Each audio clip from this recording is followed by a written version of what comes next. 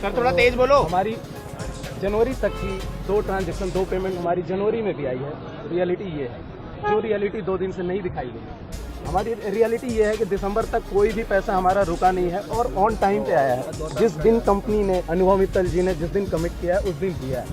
आगे जब तो डिक्लेयर भी कर दिया था उन्होंने प्रॉपरली अपडेट किया था कब पैसा आएगा, उसकी हम लोग इंतजार भी कर रहे थे और हमें कोई इस बात की कोई तकलीफ नहीं थी। जब सबको पैसा मिल रहा है, हाँ, और सबका पैसा इन्वेस्ट भी हो रहा है, हाँ, पैसा आ भी रहा है जी, तो उसके बाद ऐसी क्या चीज़ें आपको लगती है जो उनकी बदल गया?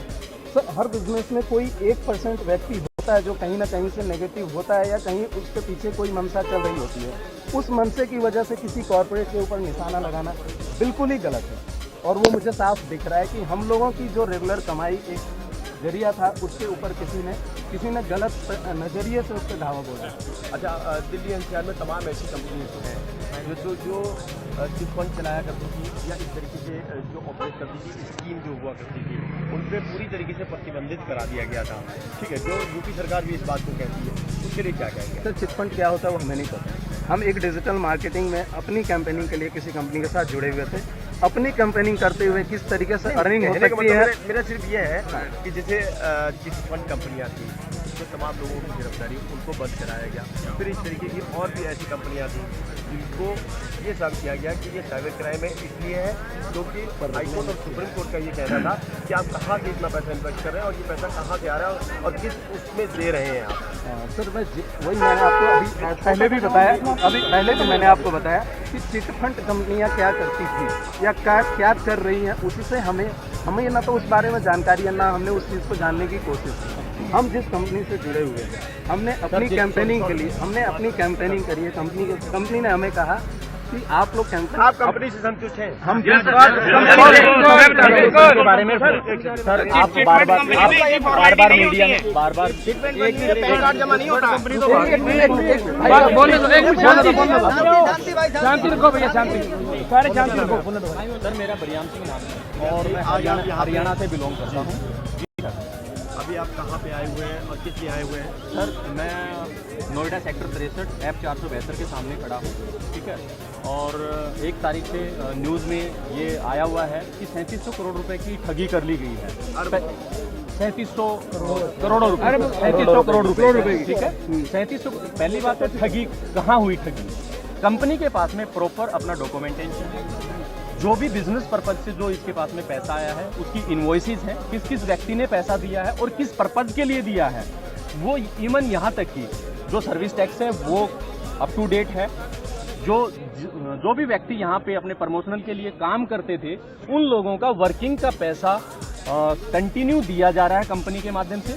और लास्ट उन्होंने प्रोसेस किया 25 जनवरी को, इन्होंने जो भी वर्क कर रहे थे उनका जो भी वीकली जो पे आउट था उनका पे आउट दिया गया है due to some technical bank की तरफ से और सॉफ्टवेयर की टेक्निकल वजह से। आप कुछ भी कहें, जैसे कि 8 नवंबर के बाद से नोटबंदी हुई है, बैंकों ने अपने सॉफ्टवेयर में बहुत सारे चेंजमेंट किए हैं।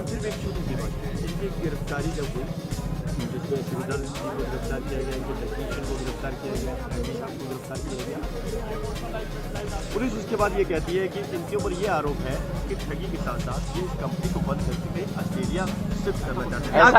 ऐसा कुछ भी नहीं है।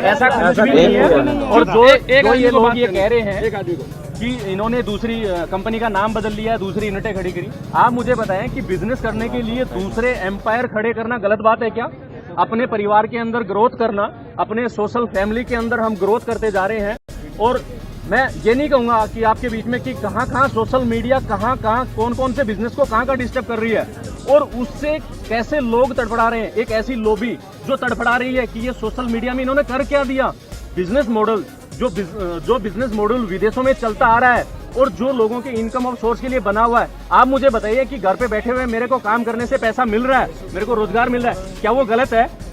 आज इनको ऐसा लगा कि इस तरीके से इन्होंने बहुत बड़ी ठगी कर दी गई। इनके पास में एक छोटी सी रिपोर्ट आई कि 57,500 रुपए दिए और कंपनी ने ये कहा कि आपको वर्किंग मिलेगा और उस वर्किंग का पैसा मिलेगा। आप इस गिरफ्तारी को क्या मानते हैं? गिरफ्तारी को मैं टोटली ये मानता हूँ कि एक लॉबी इससे परेशान है और वो लॉबी षड्यंत्र के तहत ये सारा का सारा किया धरा है और डॉक्यूमेंटली उनके हाथ में कुछ भी नहीं आया है कि कंपनी में कहीं पे नुक्स निकाल सकें। और देखो पेमेंट का कोई इश्यू नहीं है, क्योंकि पेमेंट डिले हो गया, उसके लिए कंपनी की तरफ से जवाब मांगा जाना चाहिए था कि भाई आप डिले कर रहे हैं, लोगों का पैसा डिले क्यों कर रहे हैं। वो बैंक की दिक्कत है। यदि हमने फ्रॉड किया है, वो बैंक की कभी भी हम का मतलब मैनेजमेंट कभी भी एक नंबर में पैसा हम आपका नहीं लेते, हम आपका कैश में पैसा लेते। और इवन यहाँ तक लोगों ने ये बोला कि हम इन्वेस्टमेंट दुगना करने के लिए यहाँ पैसा डाल रहे हैं, कंपनी ने उनकी आइडिया तक ब्लॉक किए हैं, क्योंकि हम सोशल मीडिया को प्रमोट करना चाहते हैं। बिल्कुल और सही है। सोशल मीडिया आम आदमी की ताकत बने,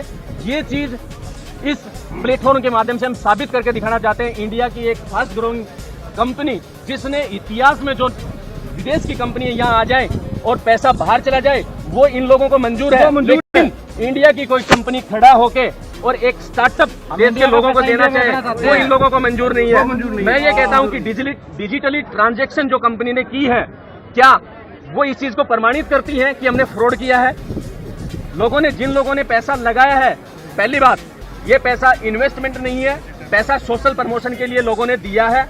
यदि किसी को बिजनेस मॉडल समझ में नहीं आया और उसने मिस गाइडेंस होकर पैसा यहाँ पे लगाया है, तो बोले कि जी मुझे सिस्टम समझ में नहीं आया, उसका पैसा हम प्योरली मैनेजमेंट रिफंड कर देगी उसका। क्योंकि हमें वो लोग चाहिए जो टोटली एजुकेटेड, सोशल मीडिया को एज ए प्लेटफॉर्म के रूप में, एक बिजनेस को बढ़ाने वाले प्लेटफॉर्म के रूप में यूज करना चाहें।